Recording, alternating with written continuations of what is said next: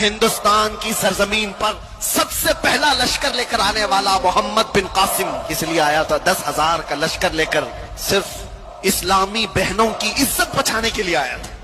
راجہ طاہر سنگھ ایک ظالم بادشاہ تھا، اس کے گنڈوں نے کچھ عورتوں کو قبضہ میں لیا اور ان کا مال لوٹ لیا تھا۔ ان عورتوں نے آواز لگائی تھی کہ ہے کوئی ہمارا بھائی جو ہماری مدد کرے ہندوستان سے۔ تو اس وقت کچھ عرب کے تاجر یہاں پر تجارت کے لیے آئے تھے، انہوں نے یہ معاملہ دیکھا تو واپس جا کر گورنر جو اس وقت تھا حجاج بن یوسف، اس کے زمانے میں وہ لوگ واقعہ سنا رہے تھے، تو اسی واقعہ سنانے کے دوران دربار میں یہ نوجوان محمد بن قاسم جو بھتیجا ہے گورنر کا گزر رہا تھا، سن کر اسے بڑا شاق ہوا۔ پھر اپنے چچا سے کہا چچا جان مجھے اجازت دے، میں ہندوستان جاتا ہوں۔ تو دیکھا ہندوستان تقریباً 4,000 کلومیٹر دور، ہند کی وادیاں دیکھا نہیں؟ اس نے کہا اللہ کی مدد آئے گی، میں لشکر لے کر جاؤں گا، اور وہ آیا بھی۔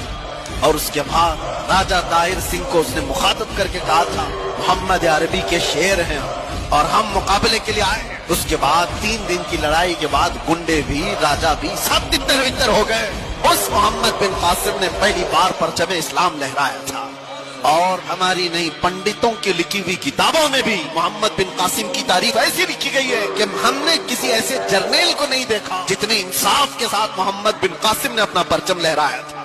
کسی پر ظلم نہیں کیا، محبتوں کے ساتھ لوگوں میں ایمان کی دعوت دی۔ سوچئے آپ محمد بن قاسم جو اپنی بہنوں کی عزت کے لیے، اس کے سگی بہنیں کیا ہیں، دور اتنے دیش دور رہنے والی پیڑتائیں مظلومائیں، ان کی مدد کے لیے وہ وہاں سے چل کر آیا، جنگ بھی کیا، بہنوں کو آزاد بھی کرایا، اور ساتھ ہی ایمان کی دولت بھی تقسیم کیا لوگوں کی۔ لیکن اس کا انتقال ہوا تھا محمد بن قاسم کا 21 سال کی عمر۔ پھر اپنے گریبان میں جھانک کر دیکھو، 21 سے گزرے ہوئے بھی ہم بہت ہیں۔ 21 سال کی جوانی میں جو اتنا بڑا قدم اٹھا کر آیا، اس کے پاس وقت کی قدر و قیمت۔ یہ وہ لوگ ہیں جنہوں نے دنیا میں تاریخ رقم کر دی۔ 19 سال میں تو جوان یہاں ابھی ایسے لگتے جیسے ابھی دودھ چھوڑا ہوا، اسے کچھ خبر نہیں۔